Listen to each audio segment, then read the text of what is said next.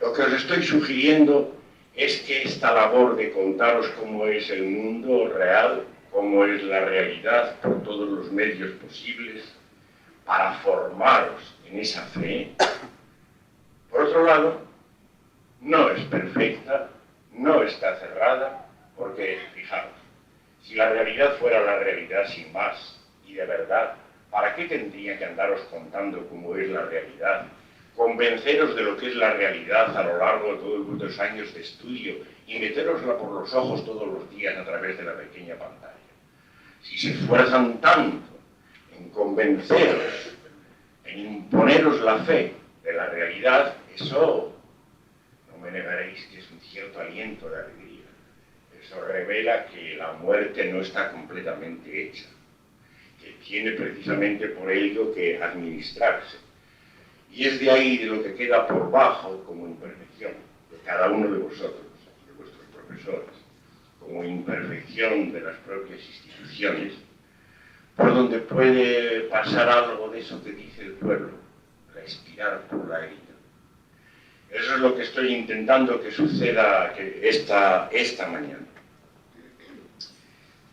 Os deseo desengañarlo primero, para los que os sintáis un poco rebeldes todavía y vivos contra el poder, de que se puede levantar nadie, ni ningún grupo contra el poder, respetando la creencia en la realidad. Esta fe es fundamental. Sin esta fe no hay poder ninguno que se sostenga. Por tanto, lo que nos toca, y especialmente a los que nos dejan más o menos hablar y pensar, e intentar hablar de veras, lo que nos toca primariamente es atacar esa fe, sabiendo que ningún poder hay que se sostenga si no es por la fe, sobre la fe. Esto implica otra cosa. Implica que para levantarse contra ello no hace falta ninguna fe. Por el contrario, todas las fes estorban. Si para levantaros contra el poder necesitáis creer en alguna especie de otra realidad sustitutiva, cambiar la forma de la fe, entonces os estáis metiendo dentro de la realidad. La gracia que os queda, y a mí y a cualquiera, es que no somos perfectamente reales, que nos queda algo de mal hecho, que nos quedan imperfecciones, y en esas imperfecciones de la persona, pese a su documento de identidad, es donde vive entre nosotros algo de eso a lo que aludo con la palabra pueblo, que tiene su gracia y su fuerza en que no existe. Eso de existir es para ellos. Inventaron la palabra para Dios, que existe el dinero y que existen las cosas que existen. Es otro que a pesar de todo sigue evidentemente vivo por debajo, que está aquí, que lo hay. Eso en cambio existir no existe. Existir corresponde con el término realidad. Quiere decirse que no pertenece a la realidad. Por ejemplo, el lenguaje con el que desearía estar hablando, que desea ser un lenguaje corriente y moliente, no ninguna jerga de filósofos, ni periodistas, ni científicos, ni nada. Es el lenguaje con el que habláis todos, y ahora mismo dentro de un rato vais a estar algunos hablando conmigo. Ese lenguaje corriente y moliente es algo que, por el mismo hecho de que habla la realidad, habla de la realidad y la constituye, por ese mismo hecho no pertenece a la realidad. La escritura, la cultura, las jergas de los filósofos y políticos, esas pertenecen a la realidad. Pero el lenguaje de veras, ese con el que habláis así de bien, gracias a que no sabéis cómo lo hacéis. Que por lo tanto se escurre del imperio de vuestra persona, de vuestra voluntad, de vuestra conciencia. Y por lo tanto se escurre también del imperio de los gobiernos, las academias, las bancas y las empresas. Eso os da una muestra evidente de lo que está aquí. Lo hay, pero existir no existe. Gracias a eso puede hablar de y por tanto contra lo existente. contra esta realidad por la que aquí nos estamos preguntando. Otro ejemplo que cuando lo miréis un poco bien viene a ser el mismo. Otro ejemplo es yo. En este momento me tenéis que estar viendo dividido y no os costará mucho trabajo porque por un lado estaréis viendo al personaje que Juan ha presentado, a don Agustín García Calvo o cualquier otra denominación que pertenece íntegramente a la realidad, como la persona de cualquiera de vosotros. Pero además, cada vez que digo yo, estoy diciendo lo que dice cualquiera, porque yo es cualquiera, no es nada. De forma que está claro que ese sitio a donde apunta a cada paso constantemente ese índice de todas las lenguas, el tipo yo, me, mi, conmigo, eso a verlo lo hay. Está aquí, está en cada momento. Existir no. Existir existen las personas. Existen las personas y son reales. Pero la persona no está nunca bien hecha del todo. A pesar de todo le queda por debajo algo común, que está en el lenguaje corriente, que está en ese centro suyo, que es el que puede decir yo cuando yo no es nadie porque es cualquiera. Es ese mismo lenguaje el sitio desde donde nace el poder decir no al poder, que es decir no a la realidad. Es dos formas de actuación del no. Una forma es la que rechaza, la que el niño tal vez emplea la primera cuando, antes de haber aprendido a hablar, rechaza de la cucharada de papilla a la boca, con una mueca evidentemente elocuente. Eso es decir no al poder. Pero decir no al poder implica decir no de la realidad. Declarar la mentira de la realidad. Animaos, pues, porque la realidad, siendo tan aplastante como es, necesita fe. Y contra la fe está el lenguaje común, la razón común, las palabras que no son de nada. Para que animaos, pues, porque las posibilidades quedan abiertas sin fin. Desde luego lo que nos toca es reconocer la potencia de la realidad y su imposición constante. Pero con ese mismo reconocimiento estamos dejando que algo en nosotros sea capaz de decir no a eso, no. Rechazar el poder y declarar la mentira de la realidad. La realidad que necesita esa fe es necesariamente mentirosa.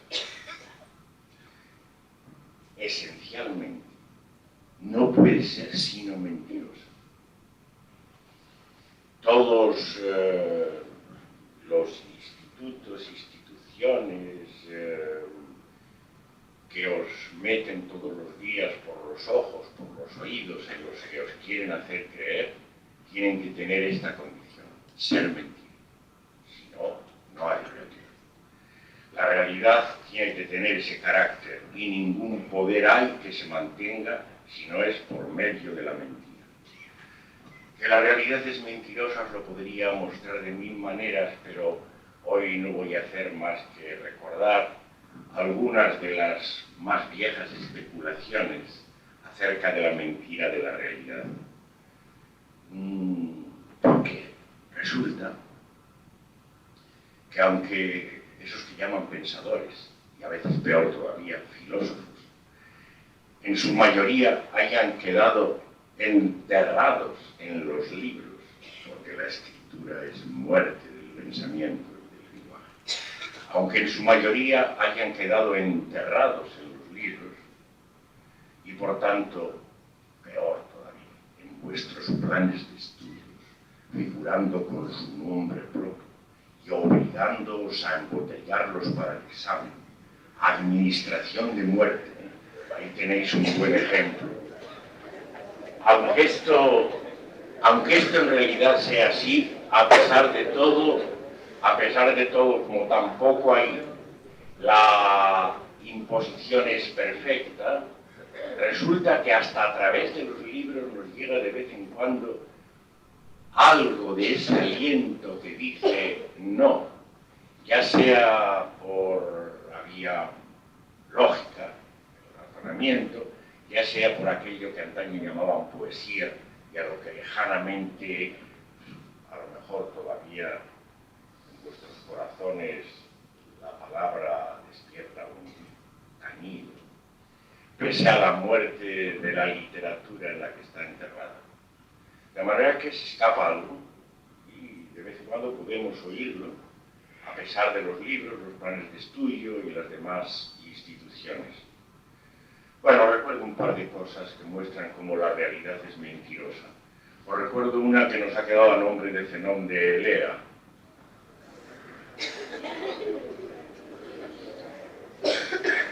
Si fuera de Zenón de Elea o si fuera de Heráclito, no podría decir más que una idiotez, porque las personas lo que dicen son idioteces. Y esto lo mismo los vivos que los muertos. Gracias a que a lo mejor algo de no persona podía discurrir a través de él, podemos oír estos razonamientos. El más simple es este, que se refiere al movimiento. Porque este mundo que os venden, esta realidad, para sostenerse, no puede menos de moverse. Es una condición paradójica. Sin movimiento no hay realidad. Si fulano no se puede trasladar de A a B, no hay fulano.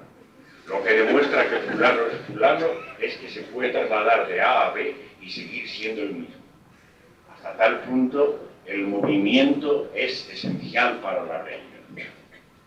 El razonamiento que nos ha llegado dice simplemente un móvil, una cosa que se mueve, no puede moverse ni en el sitio donde está, ni en el sitio donde no está.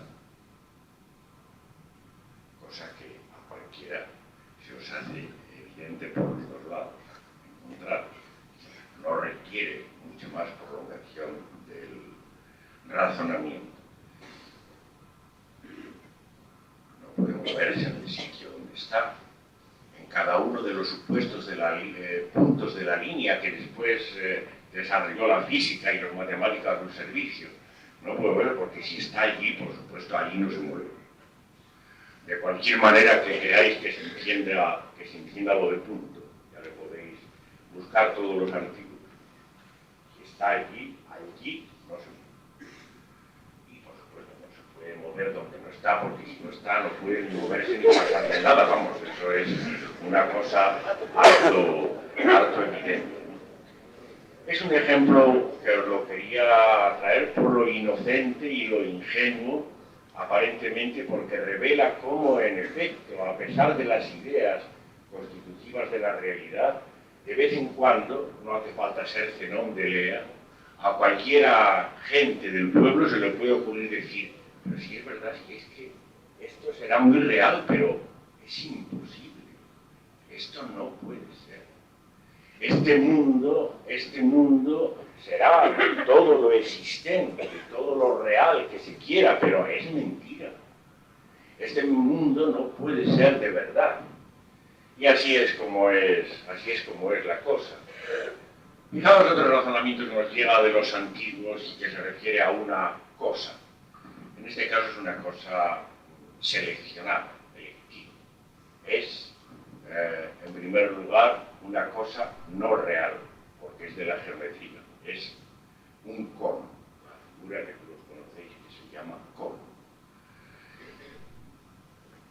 Pero es, en segundo lugar, cualesquiera cosas de la realidad que se acerquen a tener la forma de un cono, la forma ideal de un cono, como una zanahoria, por ejemplo. El razonamiento se refiere, pues, con mucha precisión, en primer lugar, a la cosa ideal, que no es cosa en sentido estricto. Directamente se refiere al cono. Tomad un cono y, según está permitido por las técnicas matemáticas habituales, dadle un corte paralelo a la base. Le dais un corte paralelo a la base. Entonces, la pregunta que la razón nos presenta es esta. Las dos circunferencias, o más bien los dos círculos, que han resultado del corte, el que queda para arriba y el que queda para abajo, ¿son iguales o no son iguales? O si queréis todavía poneros más extremos, ¿son el mismo o no son el mismo? ¿Son el mismo círculo o no son el mismo círculo? Bueno, pues así es como les pasa a los conos. Ya veis que es imposible tanto lo uno como lo otro. Si se decide que los dos círculos resultantes del corte son iguales, son el mismo, entonces está claro que el cono no es un cono, que es más bien un cilindro, en contra de aquello de lo que se partía. Era un cono. Si los dos círculos son iguales, aquello ya no puede ser cono. Si por el contrario son desiguales, la generatriz, ya sabéis la línea que se trata desde el vértice hasta la base, la generatriz del cono ya deja de ser una recta y se convierte en una especie de escalerita en que de ninguna manera podemos encontrar la continuidad que el cono requería para ser un cono y para ser justamente engendrado por las vueltas de la generatriz. De manera que está claro que los dos círculos ni pueden ser iguales ni pueden ser desiguales. Cualquiera de las dos salidas es imposible. Y esto le pasa a una figura ideal, no perteneciente en principio a la realidad. A lo mejor os creéis que a las zanahorias no les pasa, pero enseguida reflexionáis que les pasa peor que a los conos todavía. Es decir, que esta enfermedad que el cono padece en la geometría ideal está simplemente heredada de lo que les pasa a las figuras cónicas, como las zanahorias, en plena realidad. Cortáis con un cuchillo perfectamente fino y sin arrancar absolutamente nada de carne una zanahoria, tenéis visibles y a la mano los dos círculos de zanahoria, el de arriba y el de abajo, y el problema se les presenta igual. Ni pueden ser iguales, ni pueden ser desiguales. De manera que la cosa simplemente se presenta de la manera más descarada en el cono. Por desgracia, no os puedo presentar muchos más ejemplos, no ya solo por lo largo que se puede hacer esto, sino por el enorme calor, que voy a hacer un paréntesis para ver si de alguna manera se podría amortiguar. ¿Podéis abrir todas las ventanas? Es que son insonorizadas y todos oís los ruidos de la calle. Es puertes, puedo abrir las puertas.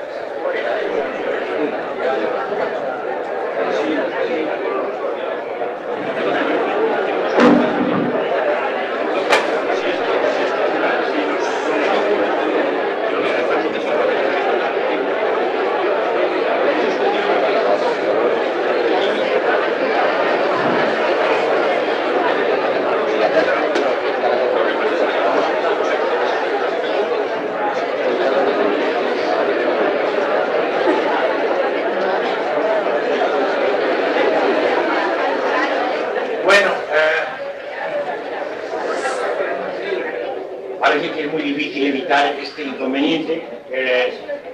Yo he empezado a hacer un poco de striptease y os invito a los demás que también parece mucho calor que lo sigan dentro de límites moderados y decentes, claro, porque lo contrario sería un escándalo excesivo. Bueno, vamos a ver si podemos seguirnos arreglando un rato con este inconveniente del calor. Tengo que acortar entonces y de lo que se trataba y para lo que os presentaba todo esto como motivo de discusión es para que se entendiera bien hasta qué punto la realidad es imposible en el sentido de que es mentirosa. Os lo he presentado con respecto a cuestiones que refieren al movimiento, a la continuidad. Todos vosotros cuento que os lo habéis presentado desde pequeñitos o se os ha presentado de otra manera. Yo pienso que cualquier niño tiene más o menos enterrado este recuerdo y cualquier persona mayor puede conservarlo. Hay un momento en que el niño no puede menos de asomarse al cielo de una noche de verano. Y entonces no puede menos preguntarse si hay más allá, siempre más allá, o si hay algún límite y el mundo total está cerrado de algún modo. Ese niño tiene que haber padecido una especie de congoja de la contradicción que yo recuerdo muy bien y que creo que me ha seguido alimentando toda la vida. Porque ve que igualmente en ese caso ambas cosas son imposibles. Lo de que tenga un límite es directamente imposible, porque nada ni nadie puede impedir plantearse la cuestión de más allá. Como el viejo Lucrecia lo decía históricamente, si te pones en el borde último del mundo y desde allí arrojas un venablo con todas tus fuerzas, el venablo o parte o no parte. Si parte y va a donde se le tiraba, es que aquello no era el fin último del mundo. Y si no, es que efectivamente no puedes tirarlo. Quedas de alguna manera encerrado y no hay ni siquiera ese movimiento mínimo, que es el que requiere un disparo de venablo. Cualquiera asomándose al cielo mismo ha tenido que ver eso. Generalmente, y esto es una cosa que creo recordar que hasta el propio viejo Kant reconocía de algún modo, esta experimentación con los sinfines suele acompañarse en cualquier niño de una experimentación con las profundidades de sí mismo. Lo uno suele venir con lo otro, mostrándonos hasta qué punto es improcedente separar el aspecto que dicen objetivo y el que dicen subjetivo, y que las dos cosas son la misma. El problema de la conciencia, que empieza siendo moral, pero que se vuelve algo más que una conciencia moral, y que igualmente le sume a uno en una especie de congoja, que es otra cara de esa congoja referente al universo, al cielo desierto, al cielo abierto. No puede haber un límite, no hay ley que sea capaz de establecer un límite del universo, del mundo, de la realidad, lo que queráis. Si pretende ser todo lo que hay. Por supuesto, si la realidad o universo real se contenta con no ser todo lo que hay, el problema no se presenta. Pero entonces tiene que perder justamente esta pretensión de la totalidad. Por otra parte, a ese niño que se está convirtiendo en contra de sus mejores sentimientos, en nombre de una mujer, quiere ser más o menos lo mismo, a ese niño le acongoja la otra alternativa, la de que haya siempre más allá. Le acongoja porque no ese al que aludo con sus mejores sentimientos, su corazón, sino su persona, en formación y ya formada, teme perderse en el sinfín. Le entra una congoja de orden contrario, que es la de temer perderse en el sinfín, en la verdad. Porque como hemos visto, el límite era la falsedad. Y por tanto, si hay siempre más allá, y eso no lo puede parar ninguna ley, entonces ese sinfín es al mismo tiempo la verdad negativa de las cosas. O, dicho más puramente, la negación, el no de la pretensión de la realidad del mundo. Fijaos bien que para que la realidad sea falsa, como tiene que serlo según os he dicho, tiene que mantener esta pretensión de ser todo, porque si no, efectivamente se escapa. Si la realidad por lo menos reconociera que no es más que una especie de globo que accidentalmente anda flotando en los sin fin, pues bueno, entonces no se le podría decir nada, pero entonces de ninguna manera podría sostener al poder y hacernos la puñeta a todo lo que nos quede de gente entre nosotros, que perdería sus virtudes esenciales, porque el poder está para administrar muerte y la fe en la realidad es su primera condición y su primera arma. No, la realidad tiene que pretender que es todo lo que hay. Incluso la ciencia, que es la forma de teología más avanzada que hoy padecemos, la ciencia positiva, ayudada en ocasiones por el juego de la matemática puesto a su servicio, tiene que haceros creer que hay conjuntos infinitos. Este absurdo, sin embargo, entra a formar parte de la fe. Al infinito se le domestica, se le mete dentro. Claro, porque tiene que ser todo, porque la realidad tiene que ser todo. Y si no incluye también las infinitudes, está perdida. Es una imposibilidad, es una trampa evidente, pero es una trampa que ocupa una función central en la construcción de esta fe en la realidad.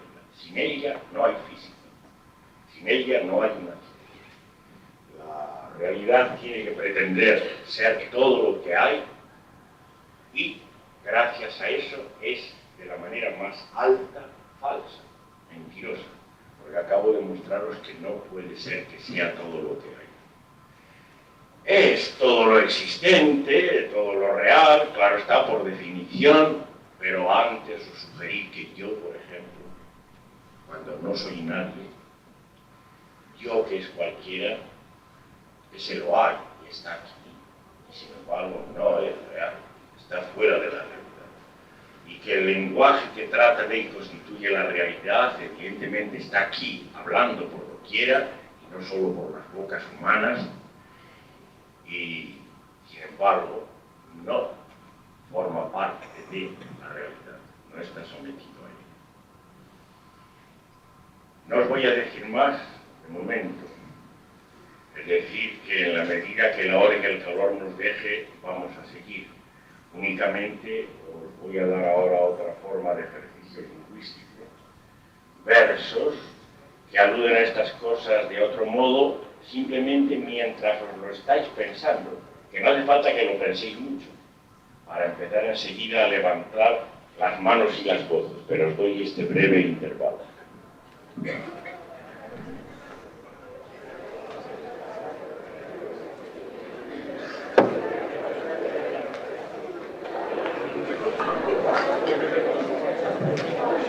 Estos son unos en que se dice, aunque con otro tipo de lenguaje, bastante de lo que os he estado diciendo. Es una cosa tan retórica o cursi o manida como hablarle a la luna. Esto es lo que se hace en estos versos. Hablarle a la luna llena. No puedo ya fingir que no sé lo que eres, oh luna, o que no sé por qué creces y menguas, ni puedo ya en verdad dibujar en tu cara figuras, ni un collar que de ánimas blancas te ciña, ni beber fría miel de tu cuenco.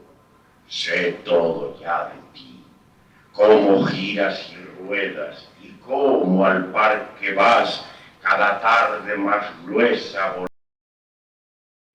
que vienen a completarlo y que todos padecéis cada día. Ese caos de la confusión televisiva y demás, ese lo tenéis. Ese no es ideal, sino perfectamente real. Ese es el que padecéis.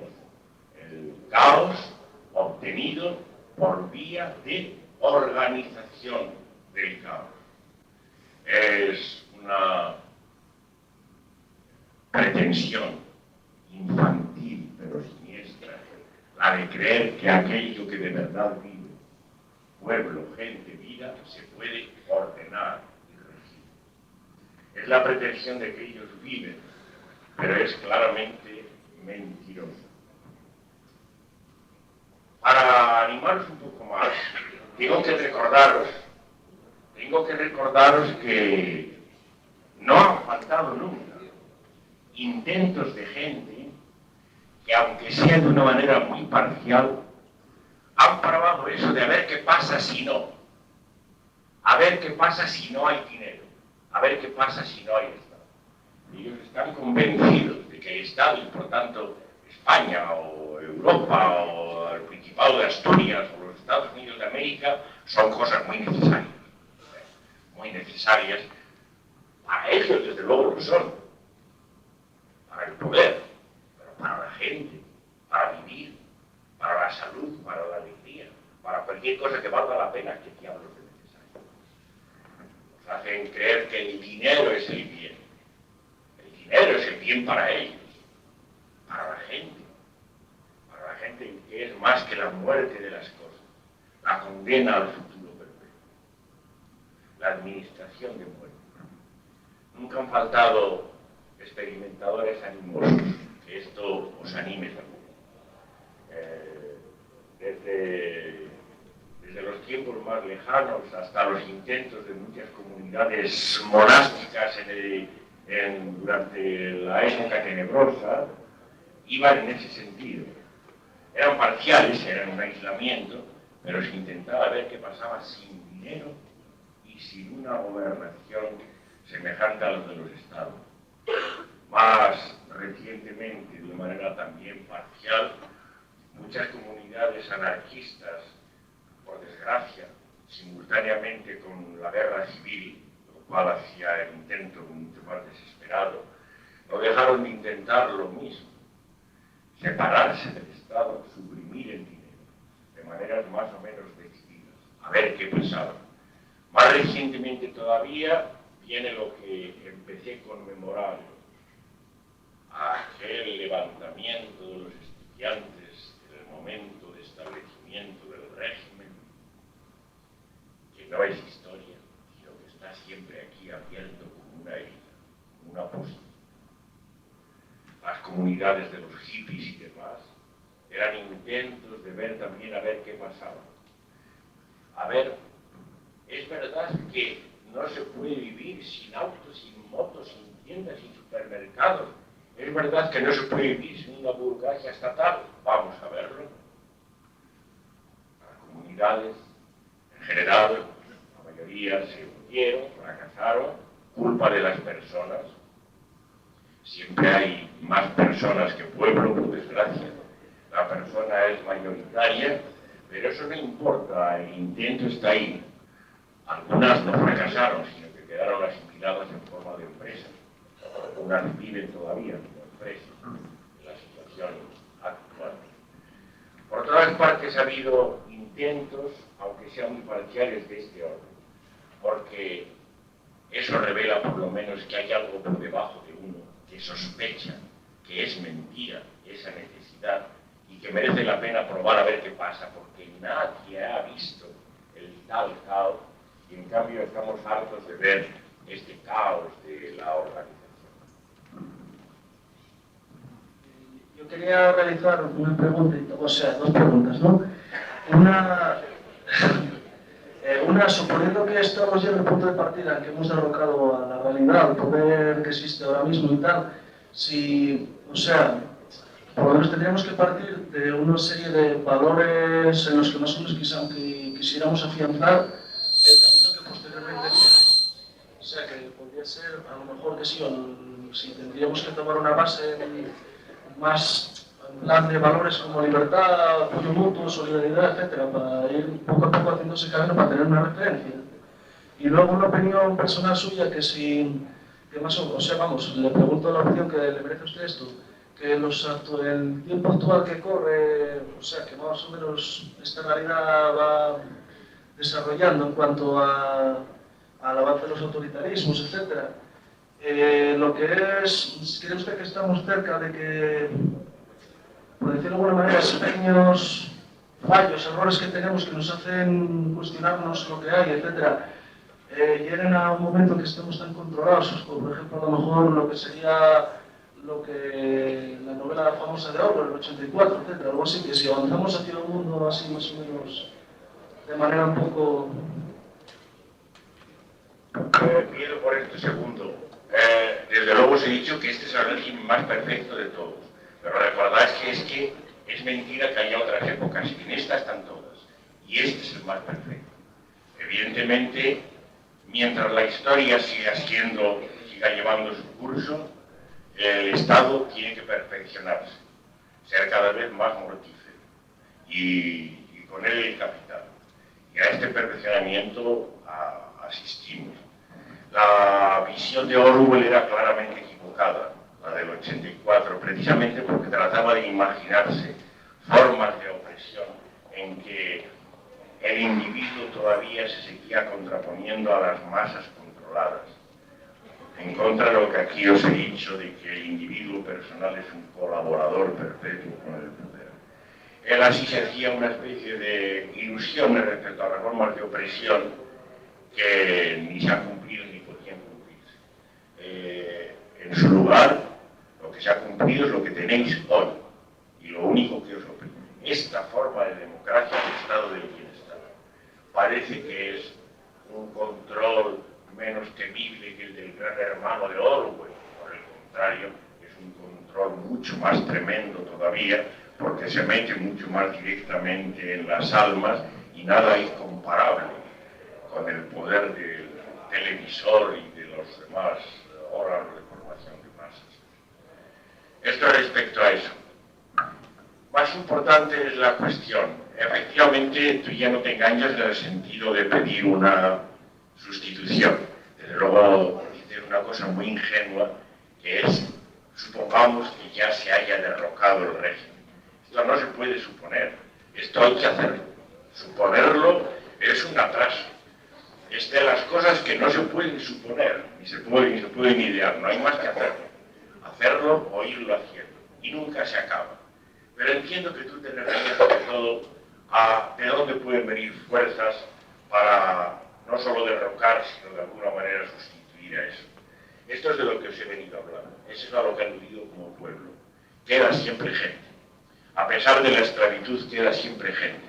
Y está el lenguaje corriente y moliente en contra de las jergas del poder. Eso está ahí siempre vivo. Toda la fuerza nos viene de él.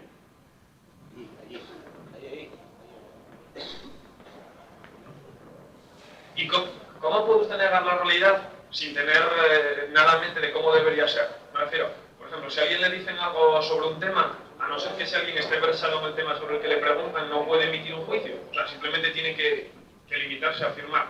¿Cómo puede usted negar la realidad sin tener, o sea, un modelo en mente? O sea, ¿por qué tiene usted la licencia de no tener fe, pero en cambio no puede tener la licencia de tener fe en algo? La licencia de tener fe no es ninguna licencia, es una obligación. He dicho que la realidad solo se sostiene por la fe.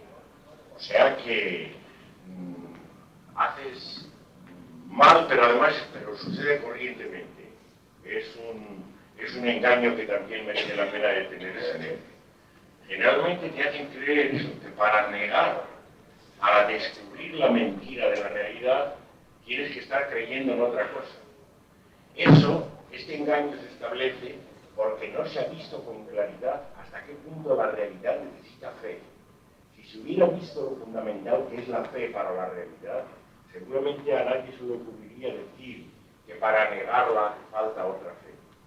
Bastaría con negarla. Está claro que es mentira. Un cuerpo en movimiento no se mueve ni en el sitio donde está, ni en el sitio donde no está. Negación de la realidad, de la percepción de la realidad. ¿Y de qué se hace? De nada, absolutamente.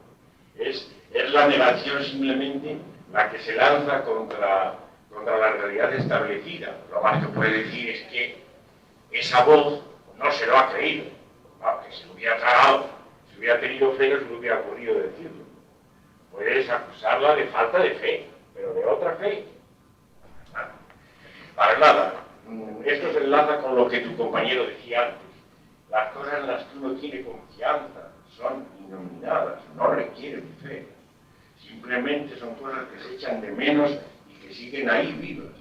Para negar no hace falta ninguna fe, ni creencia, ni nada positivo. Legal es legal. Pero por lo menos tendrá que partir de algún sitio, porque por ejemplo, si usted no conociese, o sea, supongamos que no conocemos el movimiento, que somos como las plantas, estamos parados, ¿no? Si alguien nos dice que el movimiento no existe, pues nosotros no podemos ni afirmar ni decir que no, porque simplemente no conocemos el movimiento y no podemos ni pensar en él. Así que por lo menos tiene que partir de algo, ¿no? Entonces, ¿de qué es ese algo que parte usted para negar?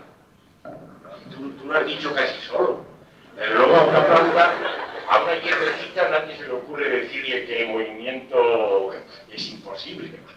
A nadie se le ocurre decírtelo a ti y hacerte creer en la posibilidad del movimiento. En una palabra, eso que pides lo da el enemigo. Eso es lo que da el enemigo. Se parte de la realidad que es ideal y que requiere fe. Esa la tienes, no tienes que buscarla.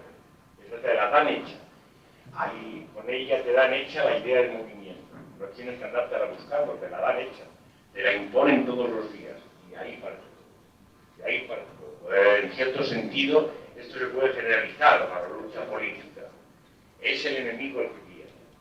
Es el enemigo el que te dice qué es lo que tienes que matar y qué es lo que tienes que negar. Te lo va poniendo delante. Movimiento, Estado o lo que sea. No se trata de convencerse, sino de dejarse oír, que es tan difícil como dejarse hablar, porque la tendencia de uno es tener ideas y por tanto esto le impide tanto oír como hablar con un lenguaje corriente. Yo seguramente he estado pecando contra este deseo de hablar con lenguaje corriente, pero desde luego el intento es pecar lo menos posible, es en lugar de exponer ideas y opiniones ni gustos personales, dejarme hablar. Por eso me cuido mucho de preparar las líneas de esta charla, por lo menos mientras tres palabras, mientras los estuviera viendo por aquí. Adelante, pasad. Por si acaso no se oye bien. Bueno, hay un criterio de... Tú has dicho que un criterio de realidad es lo del dinero. Bueno, pues parece ser que habría que establecer ahí una gradación de realidad. Es más real un automóvil que un mendigo, por ejemplo. Pero hay también otro criterio de realidad que dices algunas veces, que es aquello de que se habla. Realidad es aquello de que se habla.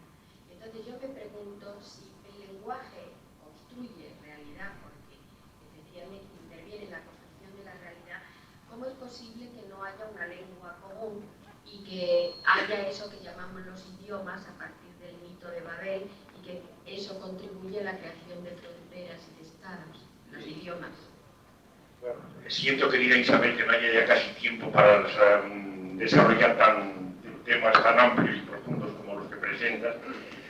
Desde luego lo mismo que el Estado y Estatuto. Para seguir lo mismo necesita el movimiento, de la misma manera, para que el lenguaje siga esclavizado, necesita la maldición de la Torre de Babel. Las lenguas, los idiomas, la palabra la raíz es la misma, la de idioma que la de idiota. Las lenguas de Babel, los idiomas, igual que los particulares y sus opiniones, son necesarios como constituyentes de la realidad. En cuanto a las otras cuestiones de los grados de realidad, por el dinero y por lo mucho poco que se habla, bueno, si alguno tiene curiosidad, eso lo he sacado en el libro de Dios no hace mucho y no tenemos tiempo de hablar más de ello. Hay que recoger un par de voces más.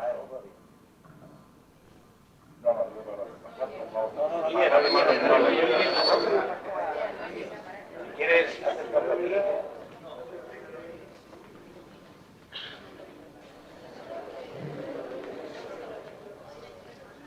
Usted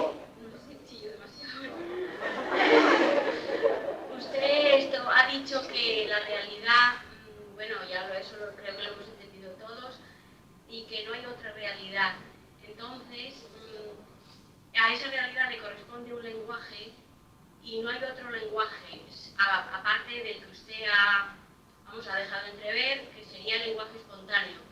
Porque esa realidad alternativa que usted niega, a eso le correspondería otro lenguaje, o sea, un lenguaje correlativo, alternativo. Y yo lo que le estoy preguntando es si para usted esa otra realidad negada, alternativa, y ese lenguaje que le correspondería, que también... Estás empezando a armar un poco de lío. No sé si me expreso bien. No, sí, te expresas, pero yo creo que ahora te has... Mire, una realidad que hay que tener fe en ella. En otra realidad... No, he dicho que no hay otra. Bueno, es lo que yo le estoy diciendo. Que a lo mejor me estoy expresando mal. No, simplemente que... O sea, a esa realidad le corresponde un lenguaje. A la realidad. Exacto. No hay otra realidad. Entonces, no hay otro lenguaje alternativo. Aparte de ese espontáneo del que usted ha dejado entrever. Y entonces, esa otra realidad que no existe y ese otro lenguaje alternativo que tampoco existiría, para usted sería, y es lo que le estoy preguntando, como un negativo, como el reverso de esa realidad que sí existe y de ese lenguaje que sí existe. ¿Es eso? ¿Lo he entendido bien? No. Eso es bastante cargado de intención, nada de eso. El lenguaje que la realidad necesita es el lenguaje de la mentira, el que oís por boca de los políticos, los locutores de televisión y vuestros padres y hasta vosotros mismos cuando vais a la discoteca. Ese es el lenguaje que necesita. La jerga maldita o las diferentes jergas que consiguen que nunca se diga nada. Que se pase el tiempo y que no se diga nada de verdad. Ese es el lenguaje. Y también, como lo he dicho hace un momento, los idiomas, las lenguas de Babel, que no pueden menos en cierta medida ya de traicionar al lenguaje común. Y sobre todo cuando se constituyen en lenguas nacionales, cumplen esta función de la manera más tremenda, porque se ponen al servicio del poder, se la somete al servicio del poder directamente. Todo esto no es el lenguaje, todo esto son las jergas, los idiomas que el poder necesita. Frente a él está el lenguaje, el de veras, que no sé por qué lo llamas espontáneo, porque el lenguaje de todas maneras, la gramática es un artilugio perfectamente antinatural, en cierto sentido. Pero es el lenguaje corriente y moliente, ese que nadie sabe cómo lo emplea y que por eso lo emplea así de bien. Ese. Y ese efectivamente existir no existe, porque si no, ¿cómo podría hablar contra lo que existe? Pero que está aquí, en tu boca, en la mía y en la de cualquiera, vamos. Está aquí y lo hay, y no existe. Y no existe, y por eso habla contra lo existente. Para no repetir, hablas tú y todo. Como tu luna para poner en duda la diferencia que se supone que parece que hay entre pueblo y poder. Porque yo no la acabo de ver del todo clara. Entonces, no me parece pensar demasiado mal o demasiado interesadamente, en un sitio debe haber una cosa que se llama el poder, en otro sitio debe haber una cosa que se llama la gente y el pueblo. Yo esa fractura entre ambas cosas, en ningún sitio la percibo, salvo en la representación.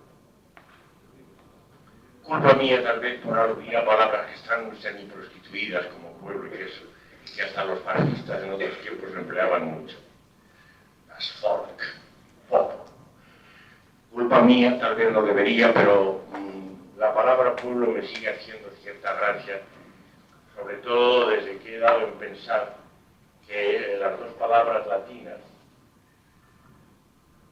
populus y populus, que solo se diferencia en que la primera vocal es dímoda, que quiere decir álamo, o la familia de los álamos y los chopos, deben venir a ser como casi la misma, como onomatopeyas, que hacen alusión al bullicio, tanto de las hojas del álamo como el de la gema. Eso es lo que tal vez me mantiene en una simpatía culpable con la palabra pueblo, que está, como digo, semi-prostituida y que hace que tú te engañes también en lo que me has dicho ahora. Porque quieres empeñarte en que hay una cosa que es el poder y otra cosa que es pueblo. No me has querido ir. La otra cosa que pueblo no es cosa ninguna. está fuera de la realidad, no existe. Lo he dicho de todas las maneras posibles. Tiene su gracia y su fuerza en que no existe. Y por tanto no tienes que andarte esforzando en buscar separaciones dentro de la realidad entre lo que es poder y lo que es pueblo. Es simplemente la realidad. Y debajo de la realidad, oprimido por la realidad, quedan las posibilidades sin fin de vivir, de salud, de alegría, todas matadas por la realidad, no dentro de la realidad. Hay Estado, hay dinero, hay banca, y por debajo de eso, oprimido por ello, pero sin existir, y teniendo su gracia en existir, está eso a lo que aludo como pueblo, como vida, como salud, como alegría, como cualquier cosa de las que no existen. De manera que no te esfuerces en buscar lindes dentro de la realidad. Es la realidad y aquello que está fuera y cómodo. Bien, ahora van a hacer una entrevista a Agustín, los de la revista, luego yo agradezco, estamos rebasando mucho tiempo, pero no hay otra cosa que hacer. Yo de verdad agradezco vuestra presencia, en fin, y a lo mejor en un futuro venidero